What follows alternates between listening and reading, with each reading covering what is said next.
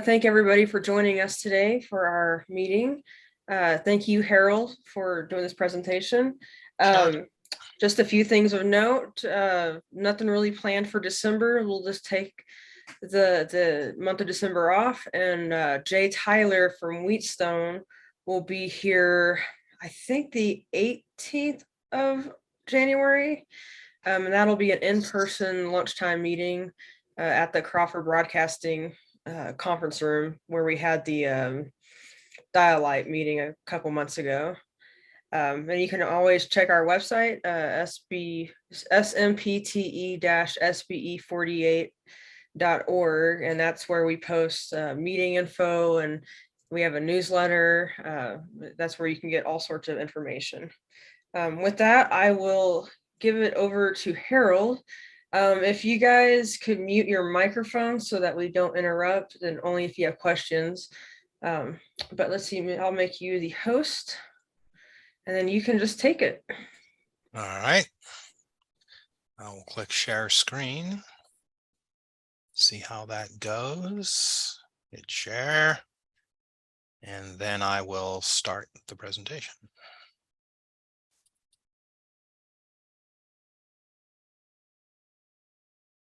All right. Do you see the PowerPoint and nothing else, hopefully? Yes, sir. All right. So this is an EAS update. There are some things going on, so it's a good time to talk about it. I'm Harold Price, president of Sage Alerting Systems.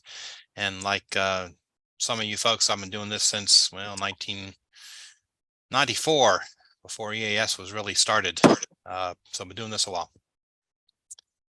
Just a short reintroduction to EAS to put in context the cybersecurity part of this all.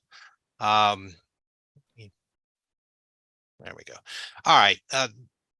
EAS is for a lot of things, but the reason why it exists really is for national emergencies. It's part of the continuity of government group at FEMA.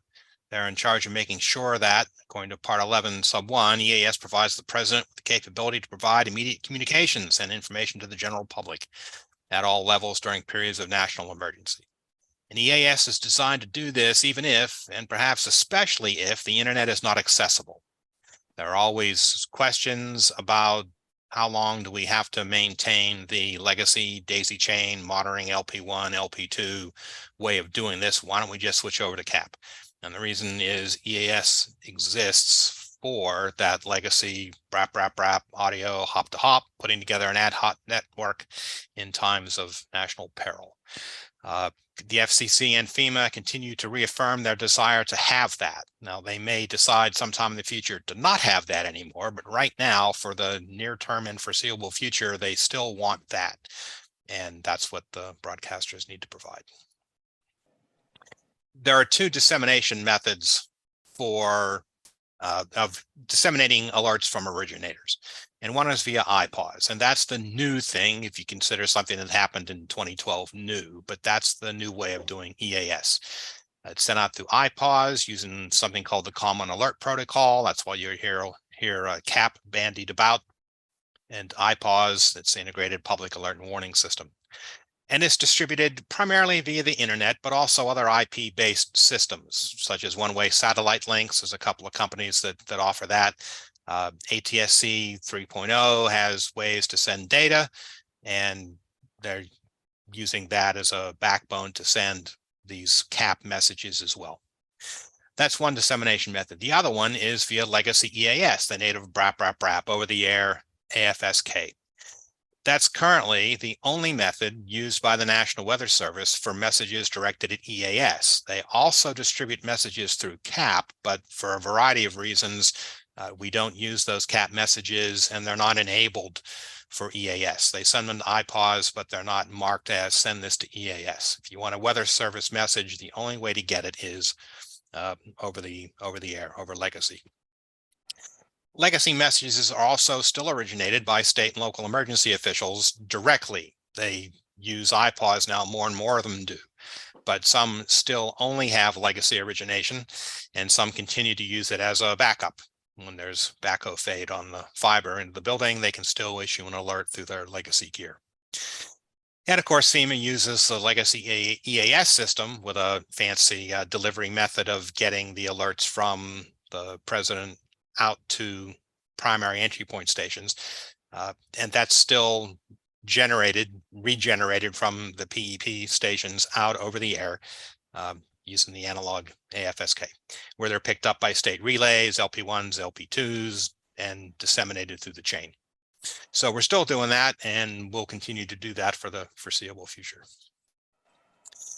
Broadcasters, of course, play two roles. The main one is relaying these messages. Whether you get them from CAP or you get them from legacy, you relay it, put it on the air. What you're putting on the air is what we call the legacy, BRAP, AFSK, the data headers, and then the audio. So once it hits you folks, it always comes out in legacy for the purpose of being able to relay it. Not every station has listeners, meaning other EAS participants monitoring them, but a lot do. Some broadcasters will also originate messages. Now that's typically RWTs, required weekly tests. Everybody has to do that once a week. In the old days, that was to make sure operators knew how to send messages. You don't do that so much anymore, but it also is a way of other stations making sure they can hear you. It's a way to validate the daisy chain on a weekly basis. But some stations, at the request of local authorities, issue alerts, child abduction emergencies, blue alerts, silver alerts packaged in some other event code, because there's not an event code for silver alerts. But there are entities that continue to originate through their local broadcast partners from state, local sheriff offices. These are always in legacy messages as well, because it's a backup to CAP. So that's EAS in context a little bit. Now, what are the changes that are coming? There's a couple. The lawyers, everybody's communications lawyer sent them a message saying, oh, there's a new rule that went into effect on December the 12th, 2022. And everybody panicked. The rule that went into effect that goes into effect December 12th, 2022, really says this rule doesn't take effect, is not required until December 2023. So there's no need to panic on that. There are two pieces in that rulemaking. One is CAP priority. The intent there, when you get a CAP message, you put it on the air right away. If you get it first, the CAP message goes on the air first. There's no guarantee that the CAP message is going to be received by you first. Every station polls at varying rates. The recommendation is once every 30 seconds, but sometimes there are delays even beyond that caused by slow internet access. It is possible that you get the legacy alert first. The FCC would like everyone to take 10 seconds or so and go look for a matching CAP message to the legacy EAS message you received. And if there is a matching CAP message, preferentially play it. And they specified 10 minutes as to what they think is a good time for folks to wait. That is the main ruling that is then came out in a report and order a couple months ago that now takes effect December the 12th, 2022, which requires action on everybody's part for the December the 12th, 2023. The other piece of that is the National Periodic Test. The way the emergency alert system works, of course, is you get a text message generated for the crawl and in logs and as source for text to speech when it gets used. When you receive this National Periodic Test, it says the originator has issued an event for list of locations. The problem is that that's hard to understand sometimes. It's not clear. It's got some acronyms in it. Currently, it says a primary entry point station has issued a National Periodic Test for all of the United States, and that was deemed to be confusing. So they're now changing the rules, and it's on the screen here. There's now a canned message that needs to come out when a National Periodic Test is received. This is a nationwide test of the emergency alert system issued by the Federal Emergency Management Agency, covering the United States from start time until end time. This is only a test. No action is required by the public. And that's because if you get a CAP message, that text is what gets displayed in the crawl and HD radio and other text-enabled things. If it's not a CAP message, if it's a legacy message, then you don't get that. You get the old style. What the FCC wants is for us to send this now, matching what is possible to send through CAP. And the presumption here is that when they do send a message out through CAP, this is also the text that they'll use. That is the second element of this new report and order. SAGE will make an announcement here in the next couple of weeks as to when that software will be available and what you need to do to get it, and et cetera. We'll do that in plenty of time for you to acquire it and get it installed before the deadline. Any questions about that piece of it before we go off into the cybersecurity stuff? All right. So that was the one set of things. Now, concurrent with that, or overlapping, another NPR came out, a notice of proposed rulemaking from the FCC, where they're worried about cybersecurity, among other things. But they're worried about cybersecurity, and they've got a bunch of pages devoted to asking, should they do this? Meaning come up with cybersecurity rules, and if so, how and when and how long do you have to report things, and a whole bunch of questions. But they also have some suggested language that they're putting in. I think it's a straw man. It's kind of a placeholder. They are looking for something else they can do to meet the same rules. I think this is one of these cases where the FCC really wants to get something on the record. This is their first guess is what the right thing to do is, but it may not be the right thing to do. So here is an opportunity, in fact, to use the electronic filing system that the FCC has to make your comments. The one suggested rule that they may make is that they want every EAS participant to certify to the commission when they update their yearly ETRS record that the EAS participant has created and annually updated and implemented a cybersecurity risk management plan. And that plan needs to include the things here that are listed: changing passwords, installing security updates in a timely manner, securing equipment behind properly configured firewalls, requiring multi-factor authentication where applicable, addressing replacement of equipment at end of life, and destroying the old equipment properly. The trick to this, it's not sneaky, it says it in big letters, is in the past, they were worried about EAS participants notifying the FCC when they put a bad alert on the air. Now they really want you to notify them anytime anybody did anything to any of your systems that was unauthorized that might have something to do with EAS. Meaning if you have a firewall and somebody cracked into it, that means they could have gotten to your EAS system. They didn't necessarily get to your EAS system. And if they did, they didn't necessarily get a bad alert on the air, but they could have. And the FCC now wants to know about that kind of thing.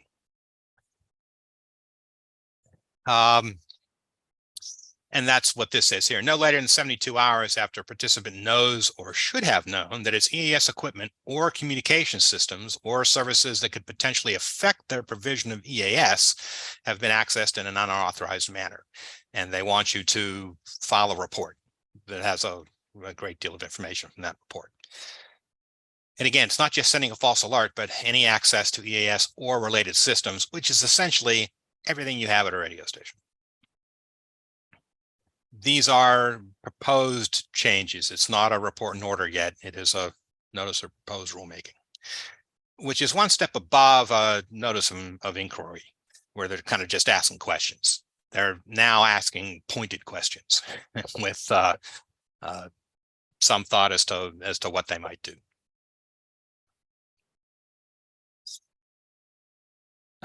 Will SAGE be coming out with a firmware update? Yes, we will. As I said before, an announcement early next year as to when that'll be available. Expect report for CAP priority and the new National Periodic Test text. And we're also going to look at things we can do to make it easier for stations to meet the goals of cybersecurity one of them would be to monitor when somebody accesses your EAS equipment. Right now, we monitor when we send alerts, receive alerts, when it reboots, when firmware gets uploaded, when settings get uploaded. But we don't log every log in and log out. And we expect to offer that in this next update as well. In addition to a button to check to see if you've got the latest updates. Right now, the FCC, when they send out one of their check to see if you've got the latest updates, you've got to go to the website and figure out what the latest update is, and go to your NDEC and figure out what updates it has and see whether they match. We'll be providing a button that allows you to push it. It'll send your current version to the website, and then you'll get back an answer of, yes, you're fully up to date, or no, you need to do the following things. And also the new audit log features, log in, log out. And also if one of the operators kills an alert, decides not to put it on the air, we'll also log that and what user it was who was logged in at the time.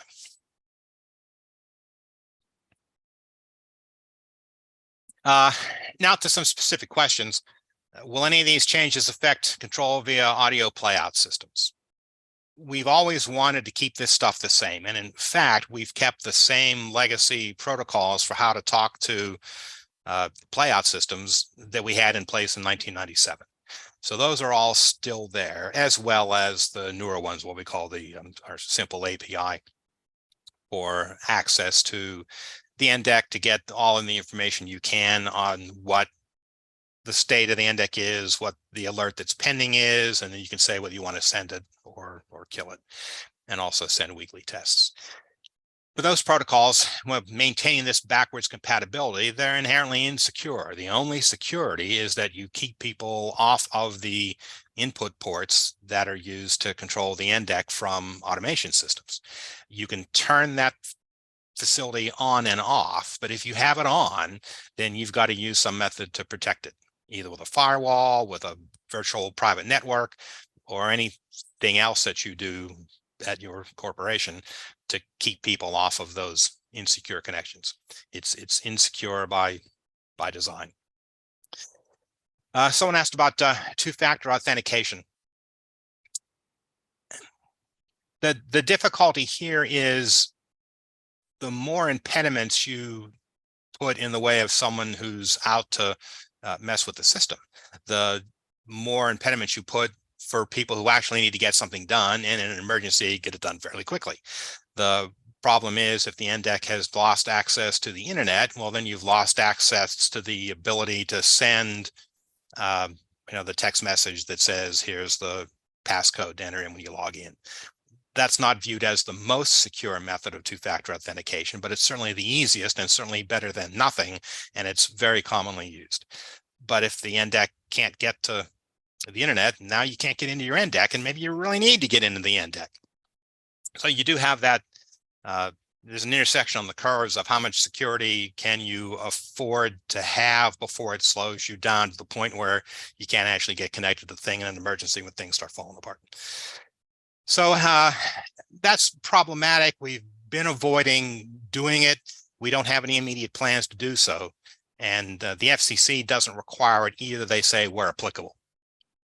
So it remains to be seen exactly what's going to happen there, but we don't plan on implementing it right now. And as an example, last week, Twitter managed to get its two-factor authentication stuff turned off and people couldn't get logged in. What's the future of over-the-air monitoring of LP1 and LP2? I think I discussed that. It's part and parcel of why EAS exists, and it will probably continue. Do we expect another nationwide EAS test? Yes. I believe Congress tasked FEMA with having a test at least once every 2 years. They didn't have one last year for various reasons, which means they really need to have one this year. They haven't announced when it's going to be, or for sure if they're going to have it, but I would think that they're going to have one. As to when they're going to have it, hasn't been announced. Will there be future software updates? Yes, there's going to be software updates as we've discussed. There's also a bunch of features that we want to put in that people have asked for. We will be doing some more just usability features that will come along with these mandated features. And future hardware updates, let us know what you'd like to see in a future hardware update to the NDEC. The goal is to keep it at a reasonable price point and with features that most everybody needs, but not loaded down with stuff that very few people need, making the whole thing more expensive. But if you've got an idea for something you want and have a good reason why you want it, send it in and we'll take a look at that. And then I've got a alert portal demo that we'll do here after questions. We've got a replacement for NDEC, DJ, and NDEC Pro if anybody's had exposure to those. For people who need to do alert generation, you can do it from the front panel of the NDEC, but it is a little tedious. NDEC DJ and NDEC Pro were two programs that ran on PCs that connected up with a serial port and audio cables to control the NDEC to make it easy to do alert generation. Well, now we've got a product that just works through the browser interface on the NDEC and allows you to do it more simply. But if we have time and there's an interest, I can give you a demo of that. At that point, that's the speed run on what the new stuff is. We'll take a pause here for questions and discussion. Amanda.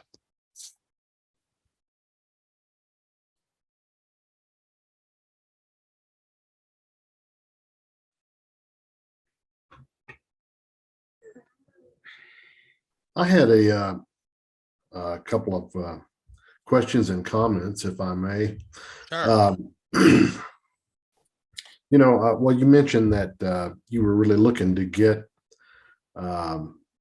you sent an announcement out early this next year. I presume that the software update to accommodate the CAP polling and CAP priority it won't be an 11th hour thing. That's something you'll probably get out fairly early in the year. Is that right, Harold? Yeah, I don't want to make any promises. And if it looks like the FCC is going to add some firm desires for additional data gathering on the cybersecurity thing, it'd be nice to kill two birds with one stone.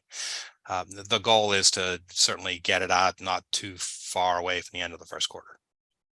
Okay. Well, the reason I asked that is not because we're worried about getting to the 11th hour on it, but the sad reality is that the legacy LP1, LP2 monitoring is, well, it's kind of sad in a lot of cases. A lot of the LP1s and LP2s are AM stations. We're a big AM heavy company. Well, we're about 50-50, I guess. So we're on both sides of this, but even receiving a local 50,000 watt station is a real challenge these days, especially at a fixed non-mobile location. We're in a high-rise building, and there's just so many noise sources. It makes it tough to get a clean signal sometimes. And we hear an RMT or an activation or what have you, and the audio quality is just not good, And I was just wondering, if you get this thing out early enough, I wonder if there's anything wrong with doing the CAP polling before that December 12th, 20. Oh no, certainly not. No, there's and it's available to be turned on now. Some manufacturers had it in their last release. We didn't, but yes, you can start using it the day that it's available. Well, the FCC is right on this. It is a lot more clear that way. We had an Amber Alert last week, and some of what I heard on the air on various stations, including television, was just tough, and if you heard someone that actually transmitted the CAP message, that was clear. I mean, it was a little irritating because it's the computer generated voice and all that, but at least you understood everything that they said without the noise and everything else. And so I think from our perspective, we would much rather put a quality, listenable message out, and we'd rather do it sooner rather than later if we have a choice. Yeah, there's no reason why you can't put it on as soon as it becomes available. Now, keep in mind that none of the weather alerts are going to be CAP. And that is also true for a while yet. I think we'd get a year's warning before they decided to turn that on. There are two problems with using the weather alerts. Part of the way the weather service works is they send out a message. Internally, they don't use CAP. They're moving to CAP. But internally, they have their own format for it, and that generates an alert. If it has 5 counties, as an example, they send that alert to 2 different transmitters. One transmitter takes that alert and sends the 3 counties that they cover. The other transmitter will take that same 5-county alert and send the 2 counties that they cover. The problem is, for any index in the middle, some of them are going to get 3 counties, some are going to get 2 counties, some of them may get both of those alerts. Since those alerts aren't duplicates as far as EAS is concerned, where you have to have the same event code, the same start and stop time, and the same locations, they'll play both of those alerts at the same time. It does happen currently, but not in great numbers, because there's old style geofencing. You're on the other side of the mountain from the transmitter that's sending a different set of alerts. But when it goes out on CAP, the CAP message will contain all 5 codes. Now you've got 5 codes and a legacy message with 2 codes, and you don't know that they're the same message because, well, A, they're not the same message by definition, but B, does it refer to the same event? There's no way to tell. And that's one of the reasons why the Weather Service hasn't turned it on, because as soon as they do, the number of alerts people send will double or triple. And since weather alerts are voluntary, there'll be some pushback on that. The other thing is the way that they populate the text fields of the message. As they point out, and of course they're not wrong, EAS is just one of the customers of their content. They have other customers who are used to the text being formatted as it's being formatted, which is all well and good, and it's what they intended for it and what the product was originally designed for. But when you take that and run it into text-to-speech, you get gibberish to some extent, depending on what kind of alert it is. So those 2 items need addressed really before we can turn that on and not annoy stations and confuse the heck out of everybody. So the number of alerts that are aided by doing the CAP first is not all of them. And of course, the National Weather Service is probably 10 to 1 in terms of alerts that actually come floating past. So it's not even all of them, but it will be an improvement for those that are issued on CAP. And we're going to do that. That sounds great, and I do understand that limitation. We in our facility in Denver, we of course have the LP1, LP2, and the National Weather Service, and for the most part, it's who gets it to us first. Right. as to what we put out, and and as for the quality, well, it is what it is. The Weather Service is clear up. I don't know, Jack, is that up on Lee Hill? Do you know that Weather Service transmitter? It's over in Boulder somewhere, and it's not a great signal down in the Denver area. Yeah. But it is what it is. I was going to ask you about something else. We saw something last week that was really weird. We got I don't even know what you call it. It was an alert, and it came across as a non-specific alert, and it was scrolling on the HD radios. It was scrolling on the TV stations, and I have no idea what it was, or we don't know where it came from. Amanda, do you have any more information on that? And well, earlier last week, we had an Amber Alert that went out. That was on the 9th. And then, or not the 9th.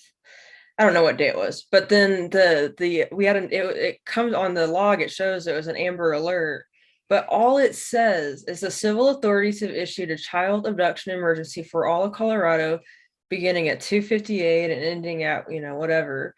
And it didn't have any other info like the previous Amber Alert had from a couple days prior, and it was just, okay, what am I looking for?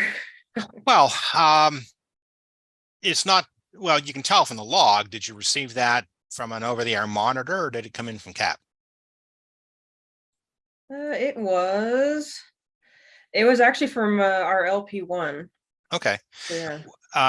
Well, and that's just part and parcel of the way it works. If the LP1 received it from CAP, but you received it from them legacy, then all the information that you have is originator, event type, and location. The actual CAP text doesn't get sent through legacy. So it could be that you heard the legacy message first and the cat message second, in which case that's what would appear on the crawls, and that's what would appear on, that's where the text would come from. You have to get the cat message first.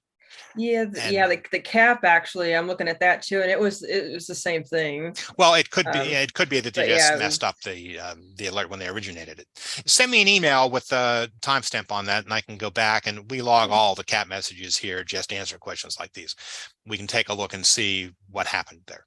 Okay. Sometimes they don't send out the text due to processing problems upstream of whoever originated the message, which in this case is probably what happened. Okay. But I can take a look at that and let you know.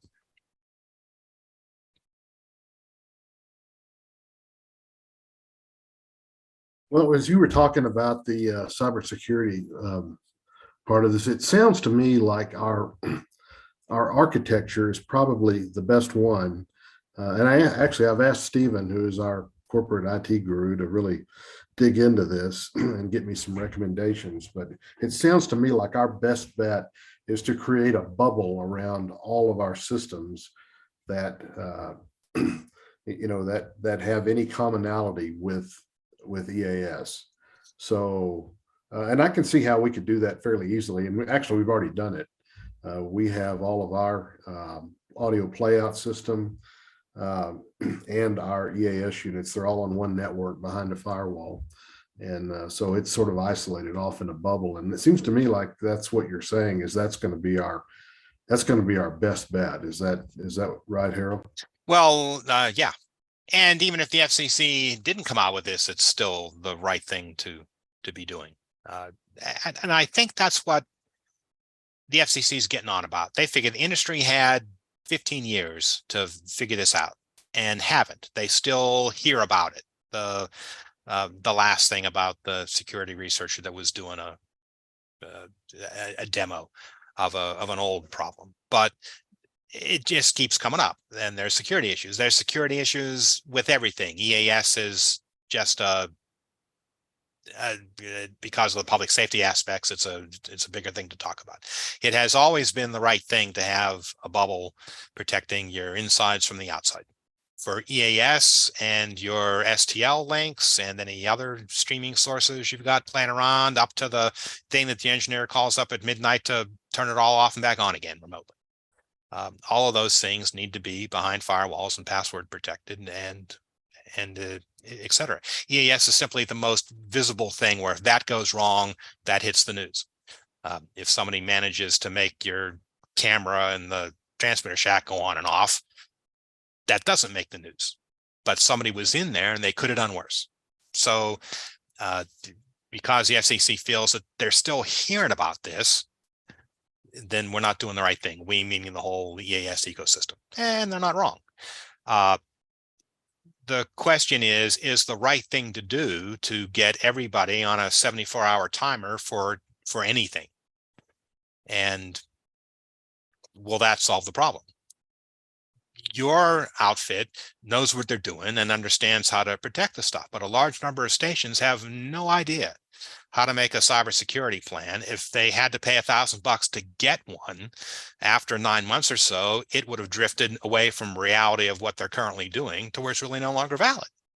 And I can't tell you how many times people call up and we tell them, they say, well, they can't get to the internet, such and such. And we say, well, did your firewall change? They can't get the network time protocol to work. Well, did somebody change the firewall rules? They say, well, we don't know if we have one. What's one look like? How could I find one if we had one? There's a lot of folks like that because they're running a radio station and not a IT department at the local university. We've had the same problems on the other side. People at stations in universities that can't get outside to do anything, and they can't get their alerts either. So you can, the pendulum swings both ways. But yeah, the FCC has noticed they're still hearing about this, and they really wish they weren't. So here's one way to stir the pot. But I don't know how they're going to get the average small station to come up with a cybersecurity plan on their own, or to implement one if it's handed to them. But the obvious things like changing your passwords and keeping them changed, that has to be done. I remember a fella called up once long ago and we talked about changing the passwords. This was maybe 10 years. The guy says, we don't need to change our passwords. We just use one. I said, one for the whole company. He says, yes. I said, what do you do when somebody gets fired? He says, we hire quality people. We don't fire anybody. Well, okay. That attitude is kind of in there as well.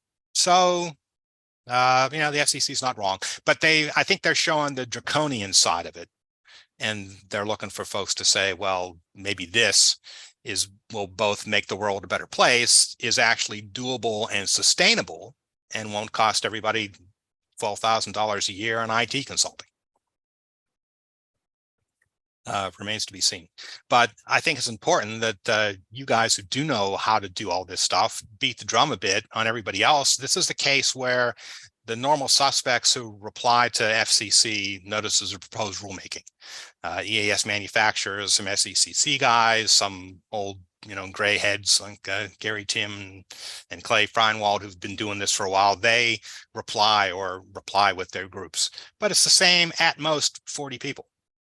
Sometimes it's just 20. That isn't going to cut it this time, because folks are going to find that they've got a whole bunch of paperwork to file. And it doesn't have to be that way. I don't know what the answer is either, but this is a time for folks to actually take a deep look and figure out what they need to do, what it's going to actually cost them to do these things, and keep doing them. It's not a one-time, hey, let's have a cybersecurity plan. Just like it's not a one-time thing to, hey, let's have a state plan.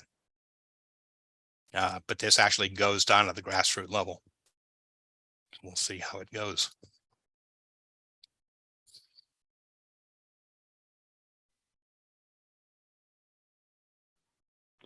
Yeah, that'll be a real trick to see how it goes at the grassroots level, because I'll tell you, some of these folks in these outlying areas and running small stations and all of this kind of stuff, they don't know how to do none of this stuff. I don't know how many times that, I help out some friends around the state and whatnot, and they don't know it. They don't understand it. Nobody's reaching out to them. The rules are such that, everybody's supposed to be doing it, but half of them aren't. And, I just wonder, it just boggles my mind. I'll leave it at that. It's a lot harder than it was in the old days to do this, but it's, yeah. You'd think it'd be easier, because look at this. We got all these people on this one platform, and could have 100 more if we wanted them, or if they would show up. But, it just blows my mind what is expected. And those of us, Chris, EMF, everybody else that does things right. And none of these other people out in the outlying areas, with very few exceptions, are. So anyway, there you go. That's my little It's EAS just soapbox. every day there's less engineers out there doing these things. You figure eventually we get down to the 10 who know what they're doing. Now they're running 25,000 stations, but yeah, good luck with that. Jack, you remember in the old days, we didn't have any of this hacker stuff, because you had to push one button up, one button down, and you had to be in the studio to do it. And wasn't anybody hacking into that. No. on the other hand, the way to test the system was turn your transmitter off and hope to turn back on again. Yeah. per Conelrad. Well, Amanda is chief engineer of a former Conelrad station. And it wasn't all that long ago that we actually pulled out all the old frequency change components and so forth, that in the tuning units and all of that. It was all still there.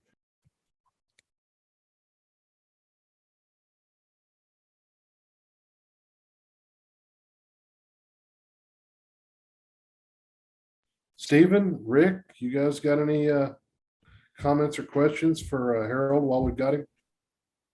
No, I'll tell you, this has actually been very informative, though. I've enjoyed this, and I want to thank him. The thought about putting bubbles around things, you and I can talk about that later for our company, but I've got some ideas on that. I've had some things percolating. I really believe in subnetting as much as possible. And the problem is what you were saying about the small company that, you know, basically stumbled into all this IT stuff and they don't really know what they're doing. It's so easy for them just to have one big network throughout the whole station. And obviously we can't do that. I've got some ideas though. We'll be looking into that. I mean, we're already pretty well compartmentalized, but obviously we need to do a little further. And I was glad to hear you bring that up about the two-factor authentication, because that's a question Chris and I have been asking each other for about a month now. You know, everybody wants us to go 2FA. Our insurers are talking about they want us to have 2FA. And we're going, how is a transmitter going to do two-factor authentication? You know, how? Transmitter doesn't own a cell phone. He can't get a text. and I would imagine as good as your sages are, I doubt they can receive a text, you know. Yeah. I mean, Yeah, it's a little phone in there.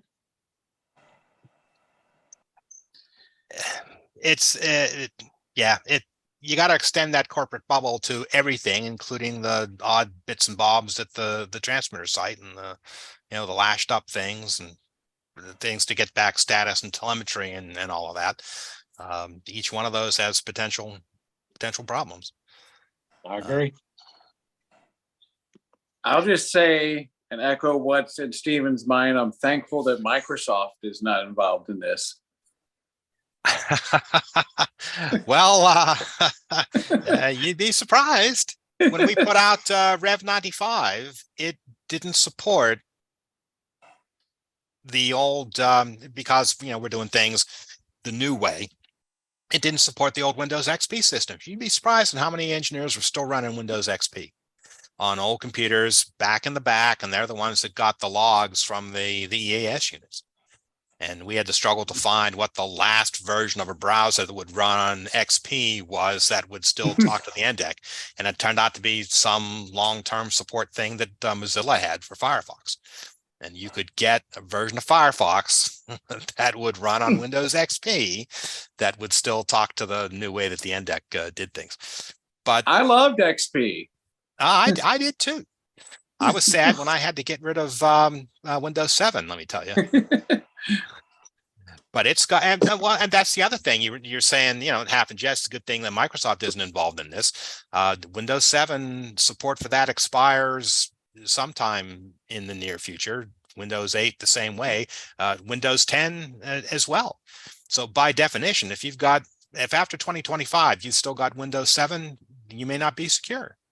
You have to have that stuff partitioned off so it can't talk to anything else that could get hurt, because I stopped doing security patches for Windows 7. I've got a Pixel 3 phone hanging around that it also doesn't get security patches anymore. Well, then, you know, your GM of the station's got a Pixel 3. Is it safe to have him attached to your local network? Maybe it isn't. Yeah, the FCC had to add that to their cost of being secure by what's the cost to replace everybody's cell phone. $800, that's what it costs to replace a cell phone. So, yeah, where does it end?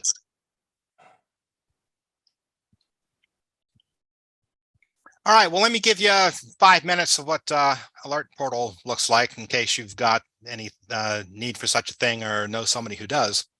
And then we'll wrap it up. Is that all right, Amanda? Yeah, I'll make you host again. All right. So you can share your screen. I will share the screen.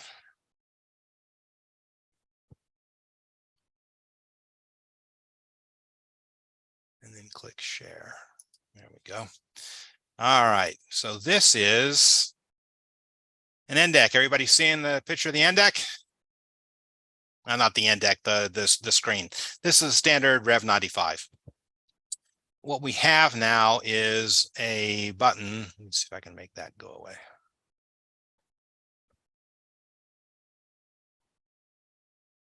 Got a button here now that says Alert Portal. Alert Portal is a product that you buy and you install in your NDEC, and it adds some additional buttons. You click the Alert Portal button to be an Alert Portal. Now we've put as much security into this thing as we have, since the easy ability to generate any alert you want seems like a thing you want to have be extra secure. So in addition to a server certificate, which means the server, in this case the NDEC, is proving to the user that he's talking to the right box. A client certificate works the same way, but in reverse. It proves to the NDEC that you're who you say you are.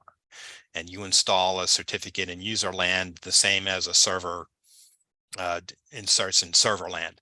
So here the NDEC is saying, I want you to prove who you are by having a digitally signed certificate that I can verify. So I click here that, yes, this is my user certificate, click that, and then the NDEC will allow me to log into Alert Portal. There's two aspects to Alert Portal. There's the administrator access. Let me show you what that looks like. You can set up the Alert Portal configuration. An interesting one is approval required. If you want somebody to be able to send any alert, well, you trust that person to get it right. This is what happened during the false missile attack in Hawaii. They had one individual could issue that alert, and they did. The recommendation from the FCC and the after action report for that was maybe you really need to have two people involved, one to set up the alert and another one to approve it before it goes out. And that could have stopped what happened there in Hawaii. So we've got Alert Portal where you do have to have two people there. Now, it doesn't apply in a lot of cases to small radio stations where there is only one person. But if you've got a big outfit and you are generating alerts on behalf of your local public safety officials, you might in fact want that. You can limit it to pre-built templates. Yes, you can send any alert you want as long as the alert you want to send is a required monthly test. So you can limit who can do what. You can pick what your audio sources are. You can limit what the allowed events are. Here I've set up blue alerts, required monthly test, and required weekly test. You can have a subset of the locations. You can, of course, add locations from anywhere you want. But you can limit what your staff can do. And then you can predefine the alert template altogether, where you specify what it is and where it is and what the text is and what the audio is for it and all of that.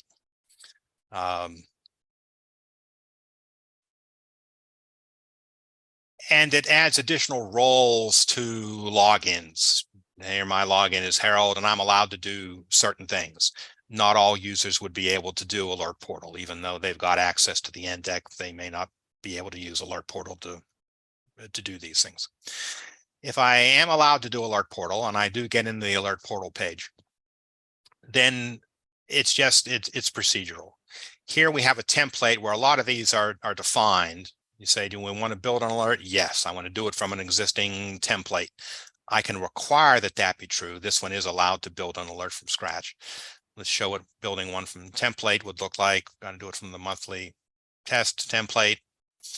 And here it says, well, there's one thing we haven't done yet. We haven't uploaded the audio source file for it, but everything else has been pre-filled in by the template. The description, we echo back because we've heard so many times somebody issued an alert and by mistake. They meant to send this, but they ended up sending that.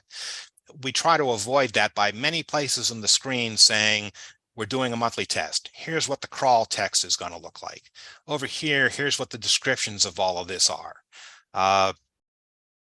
We try to make it as hard as possible for you to do the wrong thing. In this case, we want to supply the audio file for it. You click that. We can upload a file, choose the file. And here's the sample RMT. Load that in. Now there's you probably can't hear that there, but that's the actual contents of that audio file. You can make sure you're getting the right thing before you send the alert. Then if you wanted to go to the next step and actually send the alert, you say next step, alert's ready to send. Here's yet another chance to make sure you're doing the right thing. That's what the crawl would look like if you're a TV station. That's what's going to go on the log if you're a radio station. There's your audio source. Click prepare to send. At this point, if you selected two-person authentication, this would go to their screen and you'd be stuck here waiting until they actually approve the alert. Once you're ready to send the alert, you click send it now. and off it goes. And it takes 23 seconds for that alert to send. If we were in a room where the end deck was, which we're not, we'd actually hear it going out. We can abort it, of course, if we decide we really haven't done the wrong, we have done the wrong thing, and then the end deck will send the end of message headers. Once this is done going out, there it goes.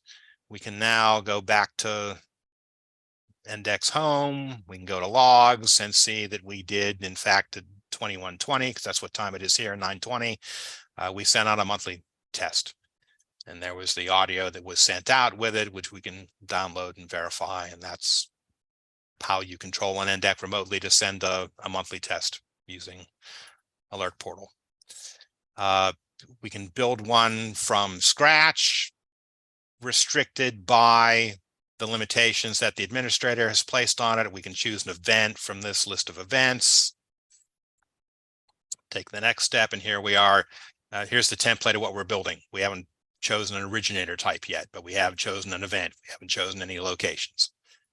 Go to the next step. This is where we can put in the crawl text.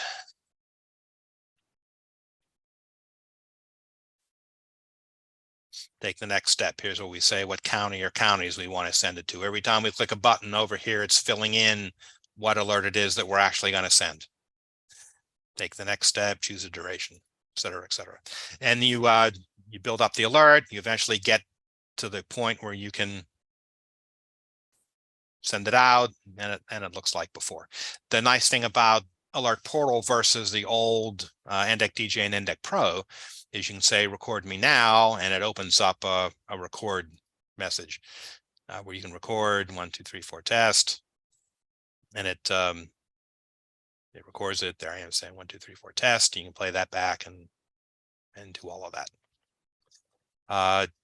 We didn't put in enough text to describe it. I've forgotten how many characters there are actually required to do this. A minimum of 3 words and a maximum of 1,800 characters. So now we're ready to send it. We can preview. There's the stop, prepare to send the alert. So that's all fairly simple with as many checks and balances as we could think to put in there that will actually get you to send the alert that you wanted to send. And that's that. That's an extra cost item. Not everybody needs this feature, but there are a lot of stations who've already acquired this. Any questions?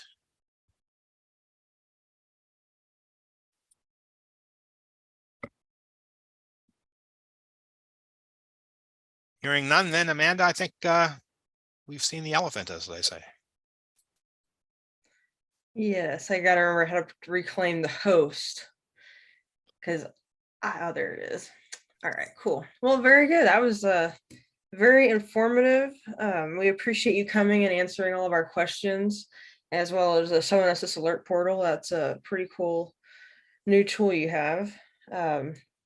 I will, for everybody else here, this will go up on YouTube probably this weekend sometime. I'll send an email out with the link so that if you want to rewatch it, or if you have somebody else who might be interested, you can share it.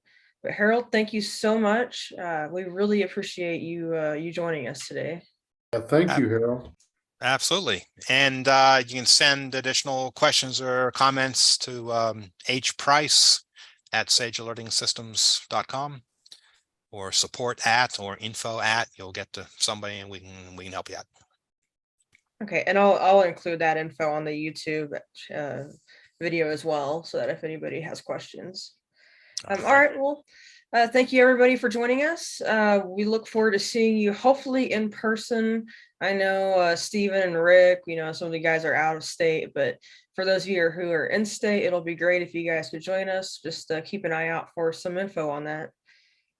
Thank you guys so much. All right. Good night, everybody.